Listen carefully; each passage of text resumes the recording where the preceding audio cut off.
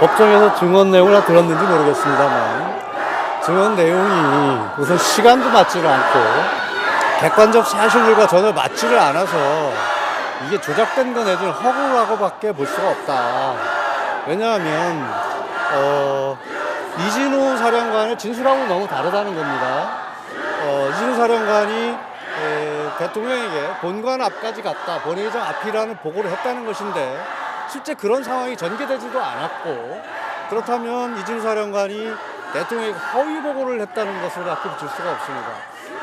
헌재에서도 이미 그 홍장원이나 곽종근 사령관의 진술들이 많이 허위로 밝혀진 부분이 있는데 오늘 오상배 증인의 증언도 마찬가지로 시간이라는 측면, 그리고 이진우 사령관의 진술과 모순된다는 측면, 그리고 객관적 사실들과 맞지 않다는 측면에서 보면 전부 허구이거나 잘못 기억을 하고 있거나 본인의 여러 번 본인도 법정에서 이미지, 연상 이런 단어를 썼습니다.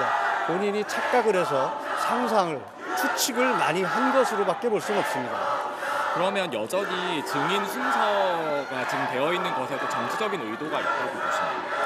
정치적인 의도를 떠나서 공판의 효율성, 그리고 통상의 공판이라면 중요 증인부터 증인 신문을 하는 것이 맞고, 그것이 공판의 효율성이나 실체적 진실 발견에도 맞습니다.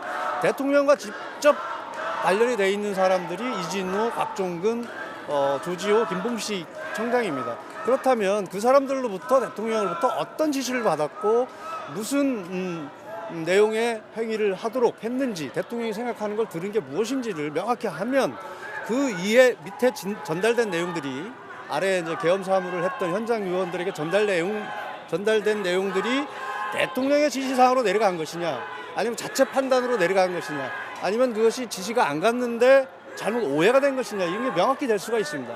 결국 공판은 중요 증인부터 신문을 함으로써 빨리 실체적 진실을 발견하고 공판도 빨리 진행될 수 있다고 생각을 합니다.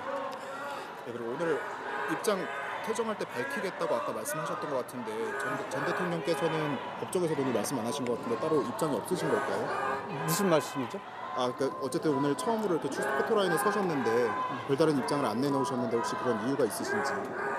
아니, 지금 이게 이제 어떻게 보면 헌재에서 이어지는 이 내란 재판까지가 일관되게 주장하는 것이 대통령의 어떤 헌법상 정당한 권한인 비상계엄을 정상적으로 행사한 것이 이게 언제로 이어지고 내란으로 지금 무율돼서 되고 있다.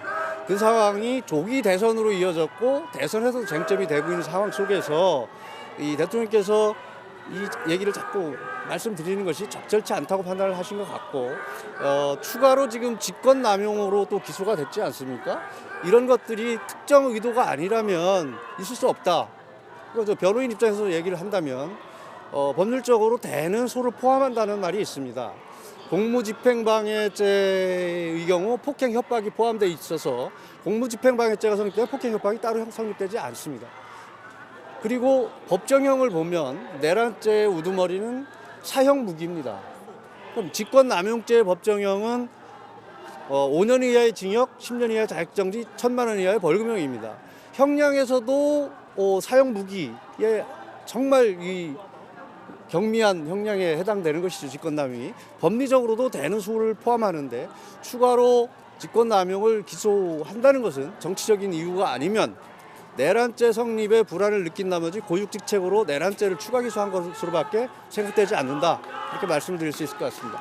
그러면은 향후 이제 오늘 다음 재판에서도 이 직권남용 혐의에 대한 모두 진술이나 이런 절차들이 예정돼 있는데 네. 그때도 그러면 혐의를 여전히 똑같이 부인하는 입장으로 가실 예정이신가요? 혐의를 부인하는 것이 아니라 모두 진술에서 검찰에 이제 모두 진술이 있고 나면 변호인들의 이제 진술이 있을 텐데, 한결된 주장이 처음부터 끝까지 계엄은 계엄이지. 그리고 여러분들께서 다음에 오실 때는 꼭 공소장과 함께 5.18 12.12 이 내란 사건의 판결문, 대법원 판결 한번 보시기 바랍니다. 지금 우리 내란죄로 기소된 공소장이 101쪽 정도 됩니다. 근데 거기에 16쪽까지 전개되는 내용이 뭐냐면 여러 사람이 모여서, 대통령을 비롯한 여러 사람이 모여서 나라가 참 걱정이다. 이대로는 안 되겠다고 나라 걱정하는 게 주된 내용입니다. 그리고 미래 세대에게 제대로 된 나라를 물려줘야 되겠다.